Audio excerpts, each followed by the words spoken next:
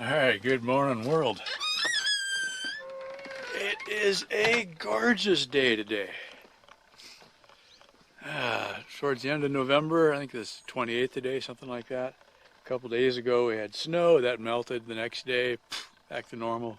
So the plan for today, I'm going to be taking the electric bike into town to pick up some groceries.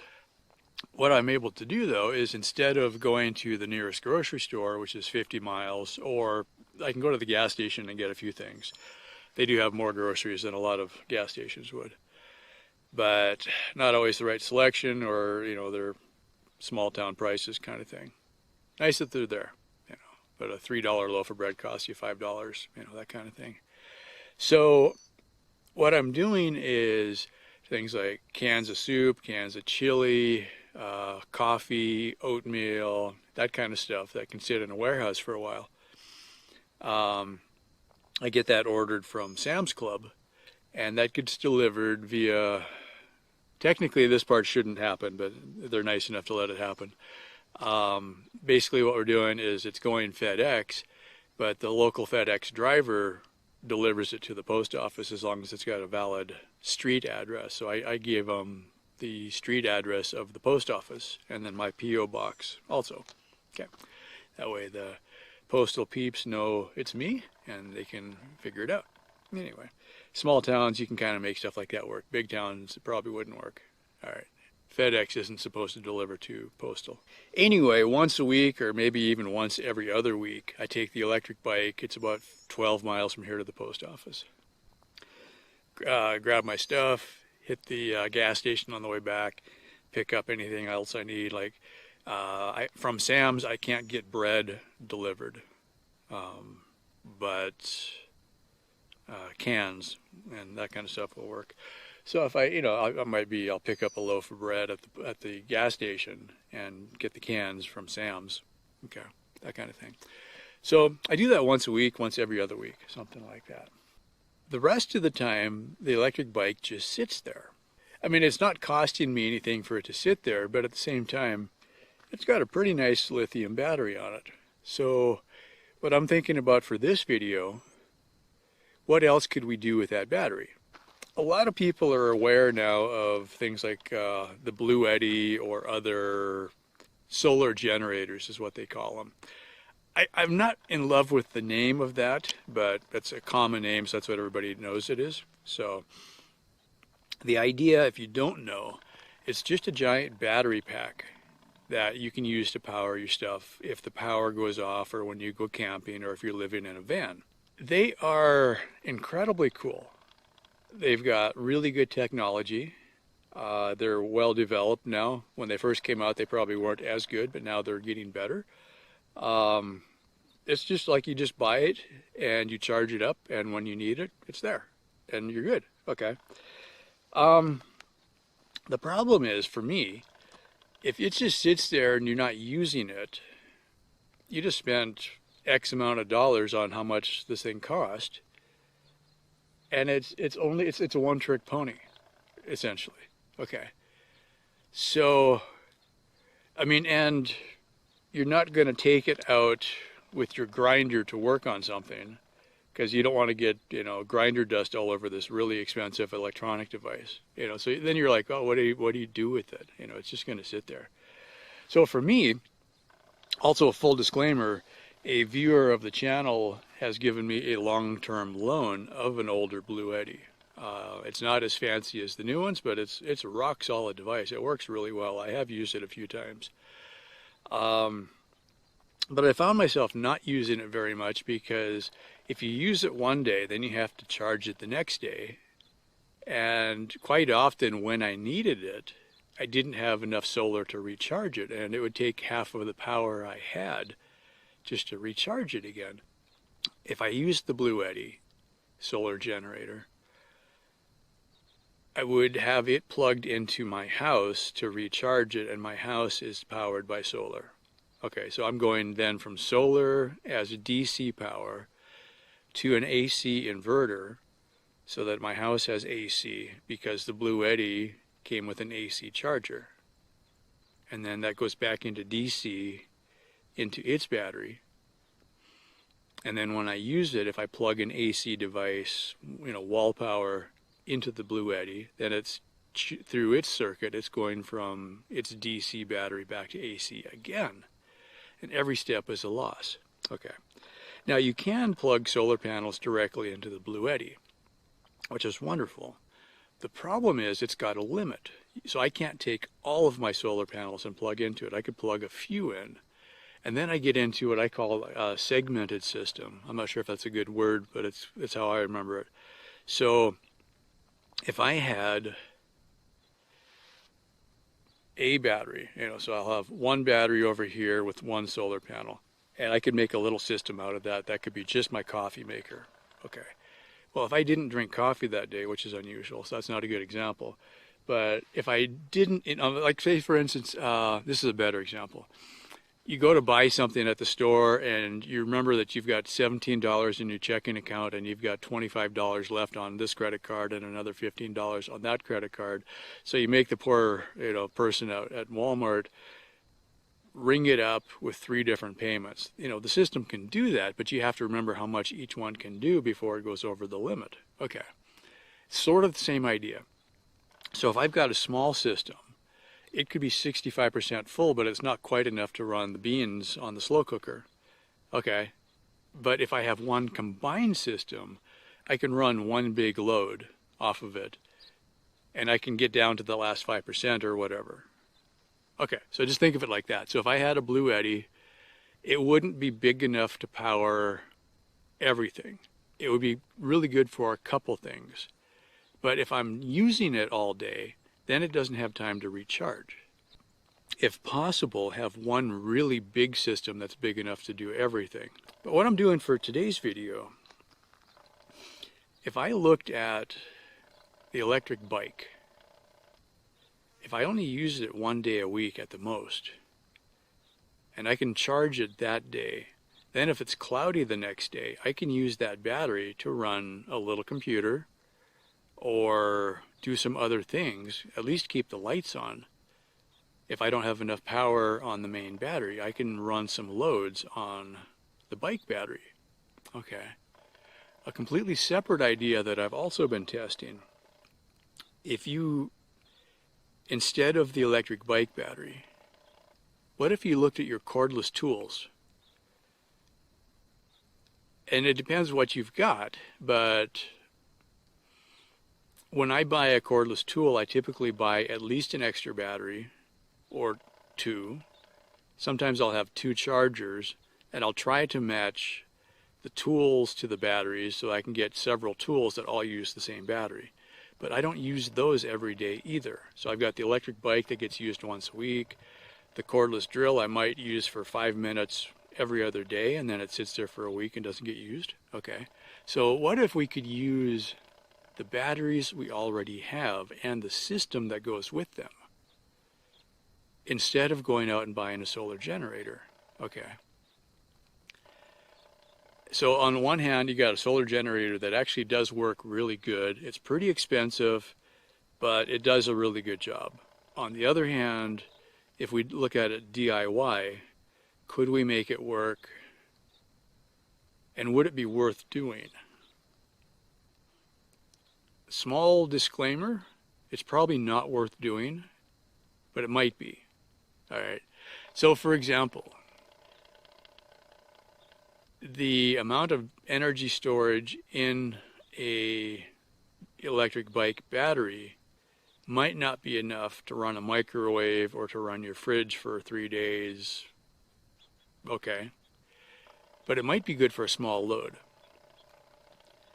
And to me, if I had a choice between spending $1,000 on a Blue Eddy or spending $1,000 on an electric bike, the electric bike would probably get used more often.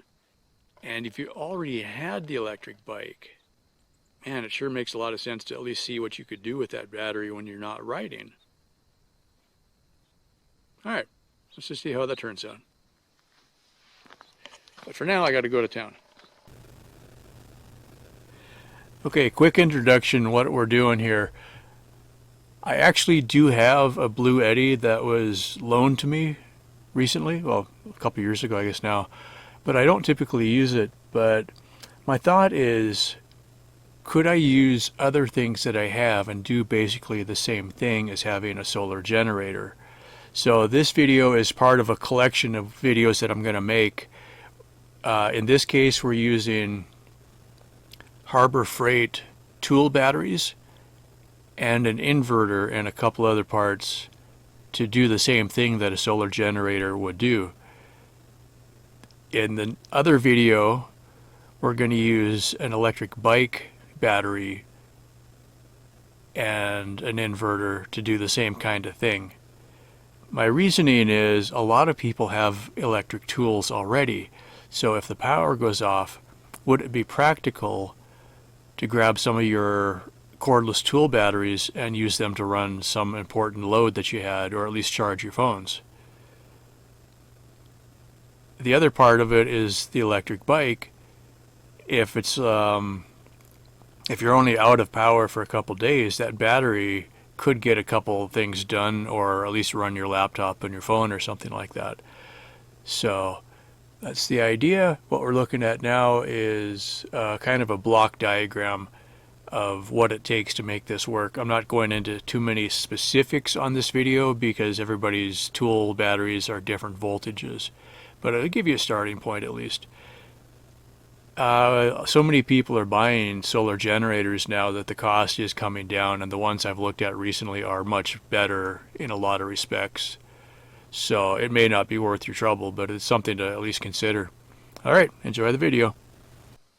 Just a quick update of where we're at. We're connected to the battery.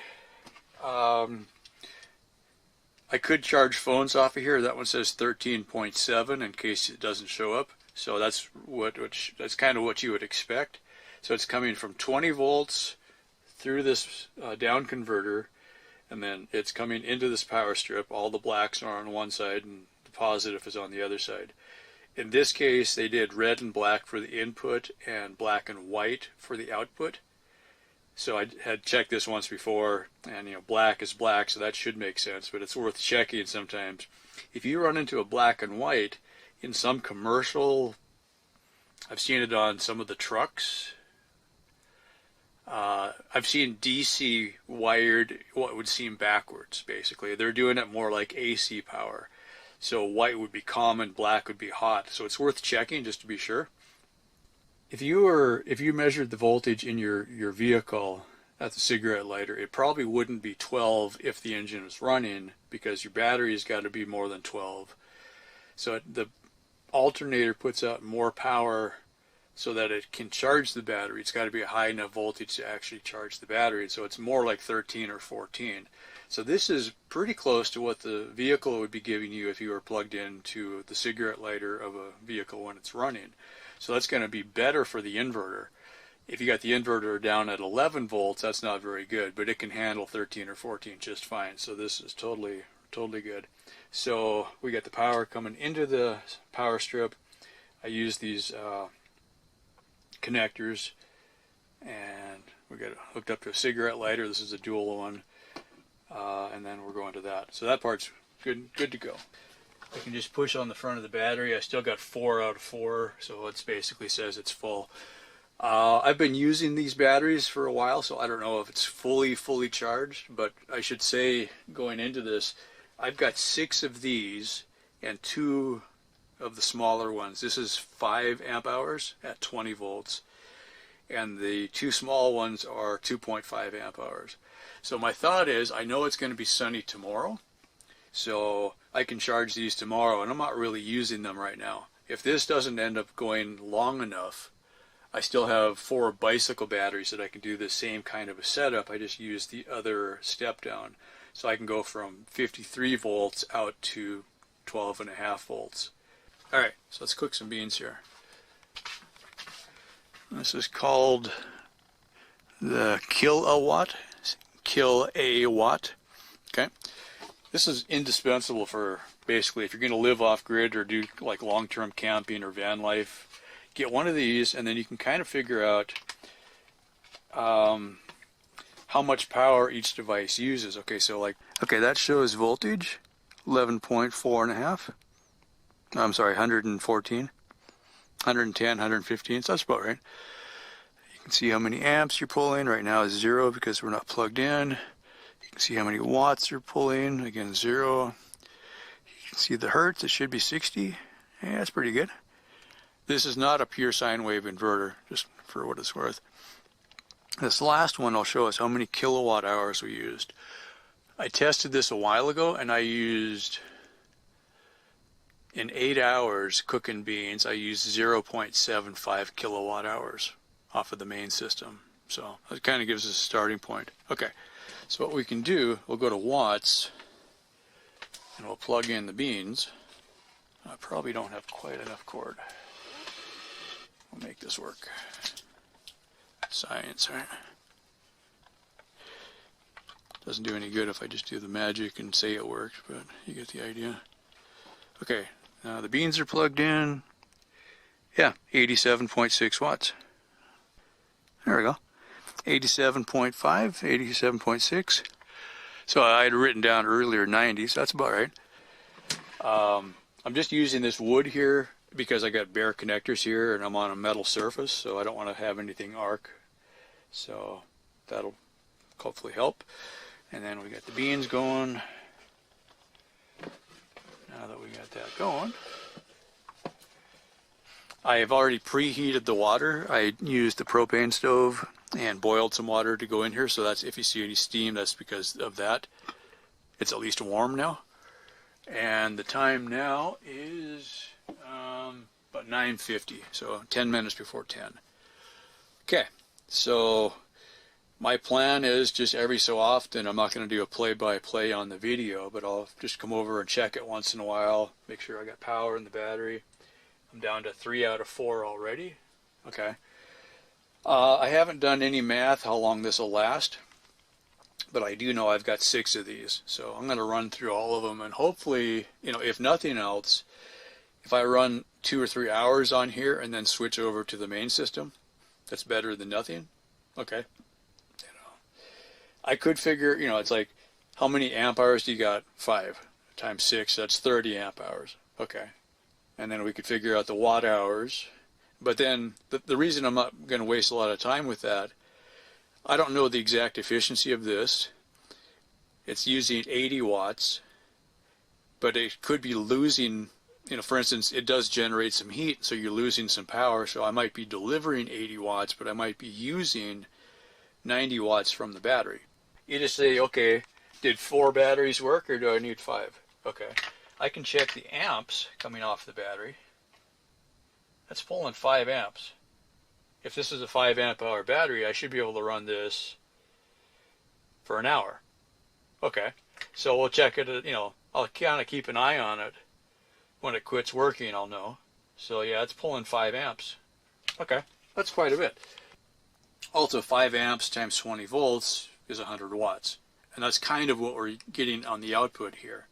But going from DC down converting to lower DC and then kicking it up to AC, we're going back and forth, so we're not really even units all the way across. But that's at least a starting point. Okay. The last thing I wanted to mention, and this might end up as part of that, I've been playing with these since I got back from the bike trip because it's basically because I've got them all, right?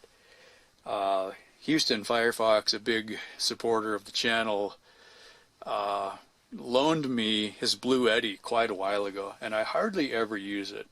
This would be a good opportunity to use it, but my thought, I was kind of thinking about this a couple days ago, if a person was thinking they needed a Blue Eddy but hadn't bought one yet, I was going to make this video and kind of present an option that most people probably wouldn't have thought of. Cooling fan. We'll come back and turn that on. Okay, so what I was thinking, instead of a person buying the Blue Eddy, just for that once in a while when the power goes out, right? Now, if you're going van life and you're actually building something, like you're going to go out long term, a Blue Eddy makes a lot of sense. or if you're actually going to live off grid here. But to me, the Blue Eddy was a very expensive solution to a problem that I could solve easier using individual parts, and then I could piece it together exactly how I wanted. Okay. But the Blue Eddy is pretty neat, or solar generator, we'll just say that. But what I got to thinking about, a lot of people have cordless tools. So I thought if I present it this way, if you've already got a cordless tool, and it could be, you know, any brand, DeWalt or whatever, they all have a similar kind of a way to hook things up. Okay.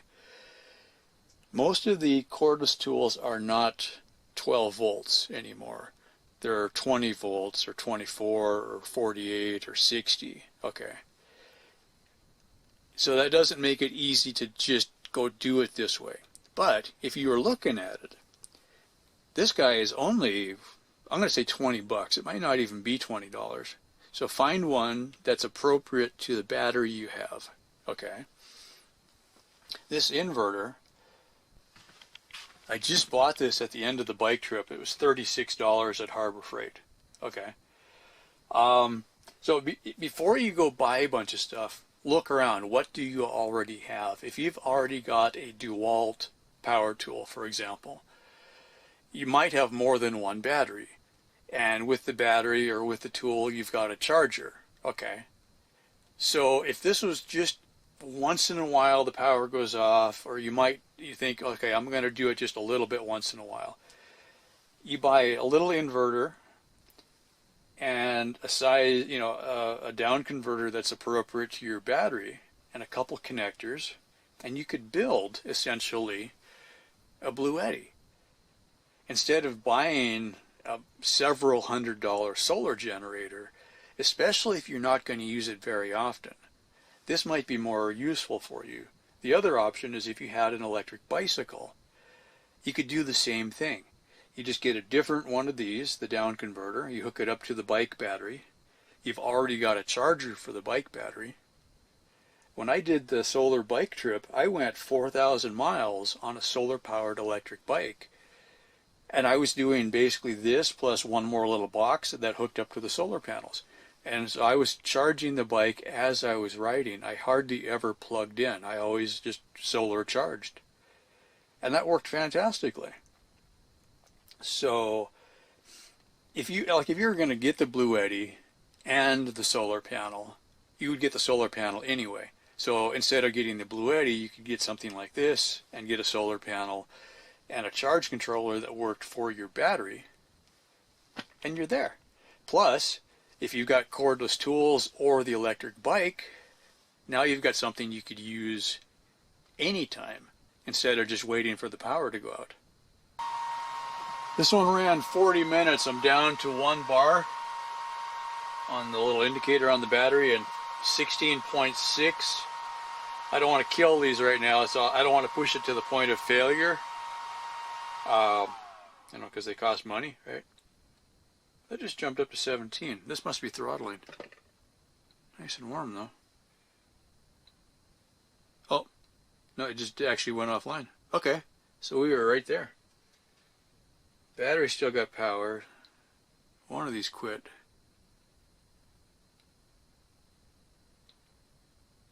Oh, it's also possible that the down converter shut off.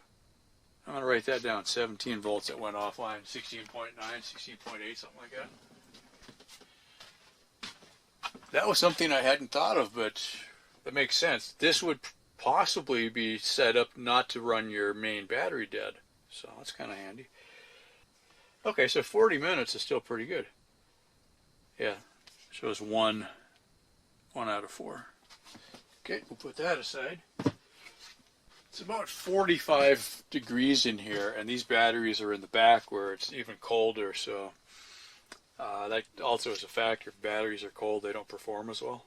So none of this is, well, this is more real-world testing, not, you know, Chinese best-case testing.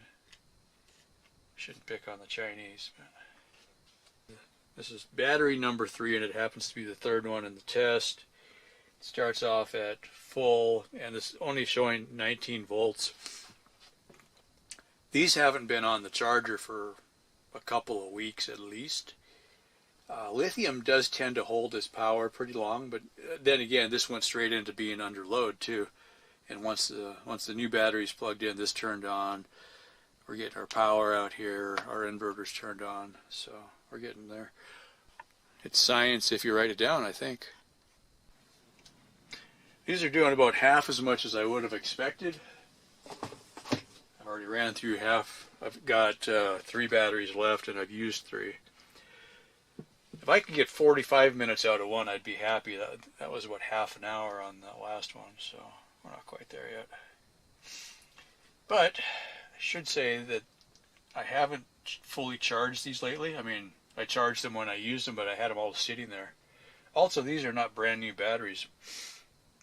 I rode about 1,500 miles on these on the electric bike, so they have some use to them. Okay, 19.3. These should be closer to 21, so they aren't fully charged. Some of these I'm getting 30 minutes, 35 minutes out of, so that's not terrible, but if I'm pulling 5 amps, a 5 amp hour battery should last an hour. So I'm a little underwhelmed there, but like I said, these have a few miles on them. So that's, you know. Also, it seems more like this is shutting off. The battery still is working, but once they get down, you know, to 16.5 volts, they don't have very much left in them anyway. It should hold longer, kind of thing. That one was 20 volts, 20.1, something like that. Then it dropped down to 19.5. Okay, so that's the last battery. It is 12:38 now. So we've been running, what, about 3 hours? They're not beans yet. I mean, they're beans, but they aren't cooked. It is kind of boiling though. I mean, it's, from the crock pot's point of view, it's probably about as good as it would be anyway. I actually got too much water in there. I usually don't put that much in, so that slows it down a little bit. Starting to get soft. It's not going to turn into a cooking program, I promise. It's not rocket science. It was just kind of a curiosity at this point. Would it work at all? So far it is. It's just burning batteries faster than I thought it would. One of the things I've found cooking the beans, it's not very much watts, but it's such a long continuous load. It is a serious drag. If I would have started this experiment with the rice cooker pulls, I wrote it down, 200 watts instead of 90, so just over twice as much, but it'll be done in 25 minutes. Okay, I timed it, so I could probably cook a pot of rice. I mean, this is a little serving of rice. It's not very much, but you know, if I use 1 or 2 of these batteries to cook the rice, okay, that would be fine. Yeah, it's like a shell game here. All of the little tricks I do to get through the day. Not any of the things I have really work the way that they're supposed to, but I have enough of them that I kind of piece things together. This uses half as much power. Yeah, I timed that out right. That just went offline. Okay, so about 16.5, 17 volts, something like that. Okay. So, just thought I'd check. Yeah, all of this stuff is cold. It's not getting warm at all from the load, so that's good. So, 6 dead batteries. Beans that are half cooked. Perfect. Alright, let's plug this guy in. Oh, hot.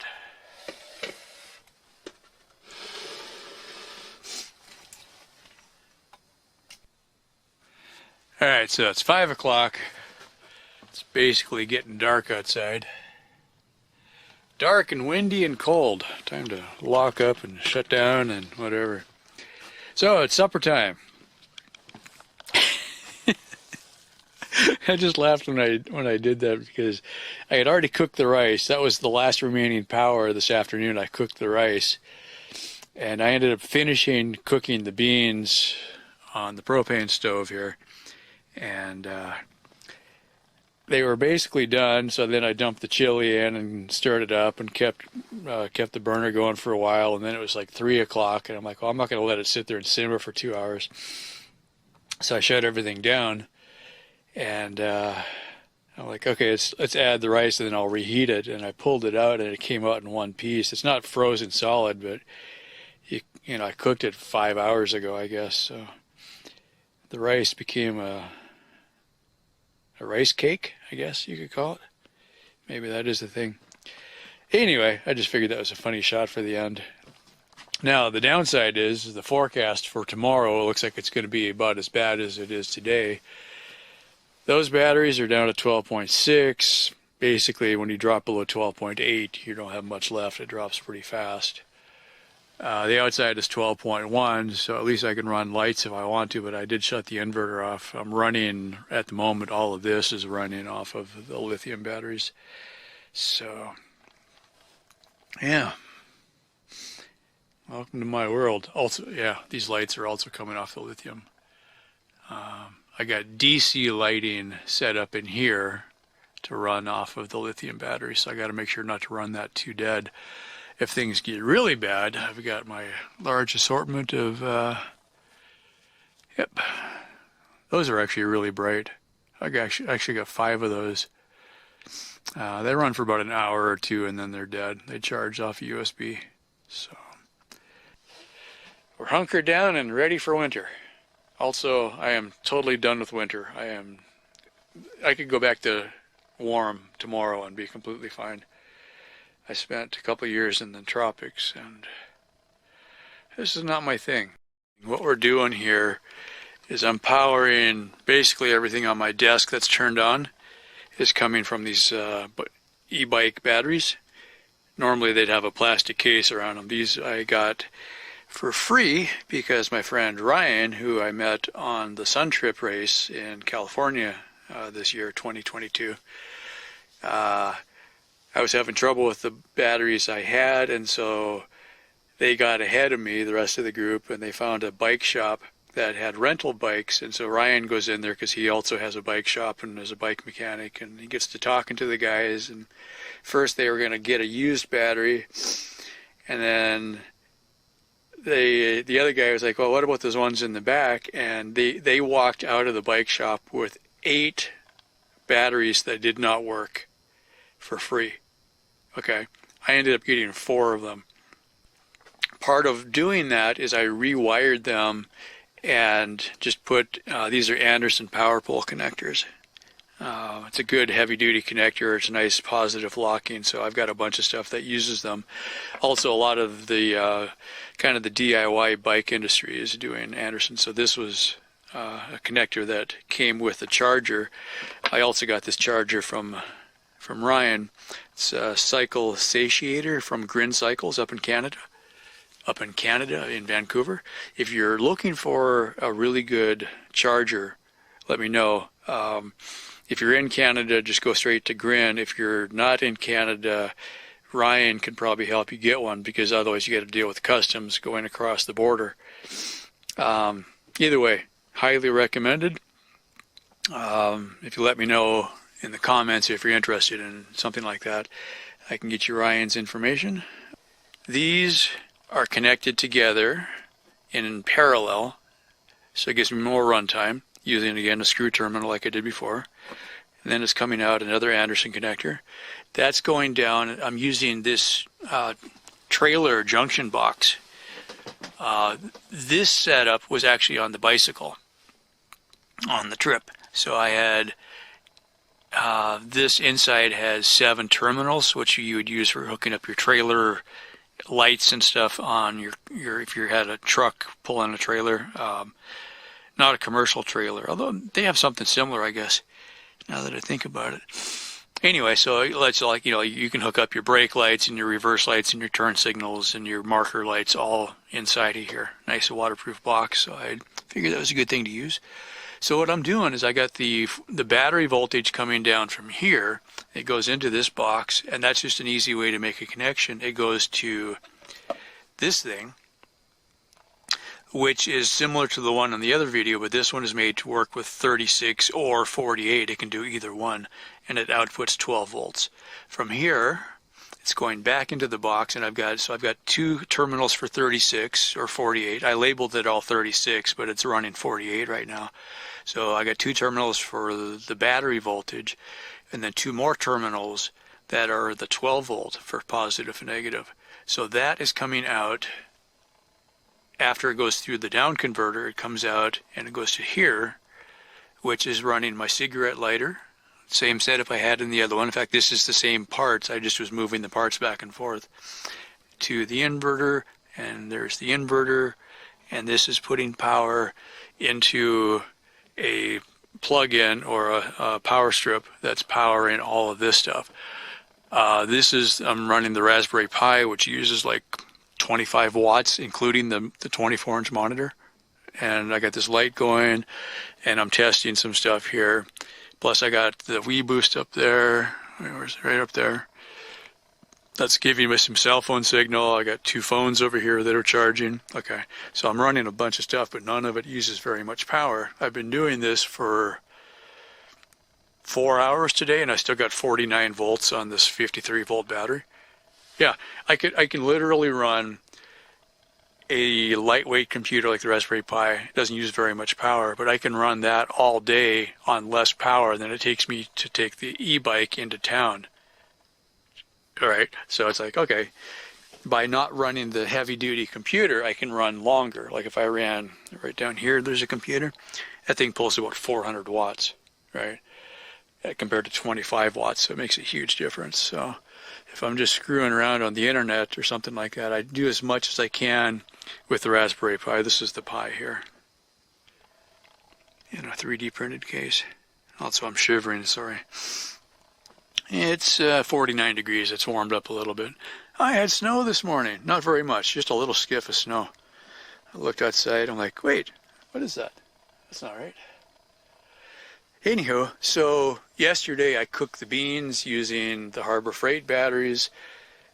Well, it was good. It was a good test. I didn't have enough batteries to do it. Today I'm using a similar setup with the electric bike batteries, and I'm running two of them. That's got more capacity than the Harbor Freight batteries do. And we're getting some stuff done. By tomorrow, the sun should be back out. Yesterday, it's like I've got a 100 amp hour lithium iron phosphate battery down here, just kind of a deep cycle looking battery. Plus I got these batteries. These are what I had made for the bike trip, and then they didn't really end up working because my connections weren't solid. So that's all tied together, and that's coming off of another solar panel. It's finally up to 13. Normally it would be starting at 13, but I ran it down yesterday, so I'm not even using it. But down here is the inverter that comes from these batteries. So I've got a completely separate inverter that I can run all of my office separate from the rest of the house. So if I'm, running the microwave, I don't knock all this stuff off if I run out of power. So it's kind of like just keep it separate. Yeah, anyway. That's that. That's just kind of like, well, I've been messing with this for a couple of weeks, and like I said on the other one, in case I split this up, the idea is if you have an electric bike and if you have the charger for the bike, when you're not riding the bike, this plus a few parts that are not very expensive could become your own little solar generator, just like a Blue Eddy. Right, so it's got the same basic idea. You got your battery, you've got some power converters, just basically because you don't want to run 53 volts into your system. A couple connectors, you've got a cigarette lighter, and then you come out through the inverter, and you got power, right? So if you already have this, instead of buying a solar generator that charges you for this again, that's the expensive part. These would be $500 a piece if they were new. They were broken, so we got them for free. You probably won't get lucky like that. But if you already have an e-bike, if it's got a removable battery, you might be able to do something like this. If it's a fancy Bosch bike, it's probably going to be harder to get into the wires. If it's a DIY, if you went on Amazon and bought a kit, this would be a lot easier because you could just, the wire that you hooked up to the bike, you would just disconnect that and you could do this. In fact, you could hook up the inverter and the charger, or the down converter. You can make a pigtail that you would hook this up to the bike, and when you're camping, you could have a way to recharge your laptop or whatever, right? The difference is the little red inverter is good for 300 watts. Okay, so you got to think, is your load going to work on 300 watts? My coffee maker, I think, uses 500 watts, so you'd need a bigger one of those. The big computer would use just more power than what this could handle, so I'd be right on the edge. But the one down here, that's a 2,000 watt inverter. Now to run that, you need much bigger wires than what we're doing here. You don't run the big one off a cigarette lighter. I'm running wires that are almost like garden hoses, you know. But I could do something like this and feed from here into a bigger wire, as long as I don't go over what this wire can do. These are 10 gauge wires. So you'd figure out, okay, how many watts am I pulling, or how many amps am I pulling? You know, I got 53 volts, and so that helps. Higher voltage, you can run a smaller wire. But then you would down convert it to 12 volts before you went into the inverter. The last point on that, if you were going to start, like, you know, I've already got half of this stuff, okay, but if I didn't already have the inverter, you can get a 48 volt inverter, which would then be voltage compatible with the bike battery. Then you wouldn't need the down converter. So you could just run straight, you know, basically 53 volts into a 48, you'd probably be fine. Make sure, you know, read the instructions, see if it can handle, what's the maximum voltage it can handle. It might be too much, but if you could do that, you could run straight into that, skip half of this gaggle here, and then come out, you'd have AC power, and then you could plug all your appliances into that, and you'd be set. Then it's just a matter of how much run time, and this is like the part with the Harbor Freight batteries. I went through 6 batteries and I still hadn't finished cooking the beans. Okay, so it's like, well, you need more. Okay, now if you have solar also, like on this setup, this piece right here, this last one, if I hooked a solar panel to that, that can recharge the bike battery. So if I got kind of a cloudy day, it wouldn't work very good, but if I had a sunny day, I could have solar coming in, topping off the batteries as they're going out. And then it's a matter of, if you can balance it enough, if you got as much solar coming in as what's going out, the battery will never go dead. Or you could say, if this was good for 4 hours, if you added a little bit of solar, maybe you could get 6 hours out of it. So you take 4 hours worth of power from the battery, a little bit from the sun every hour, would extend your life a little bit. Okay. That's it. Yeah, easy. And in the meantime, just hope the sun comes back out. Oh, that's a good look right there. I tell you what, got my I got my whole collection going here. Got my military color but not military jacket, military sweater, watch cap, military style, but the hoodie itself is from when I worked at the post office. That covers just about everything. Could almost be a Coast Guard with that. Anyway, as always, thanks for watching the video, and stay tuned for more. And pray for sun. That's it. Bye for now.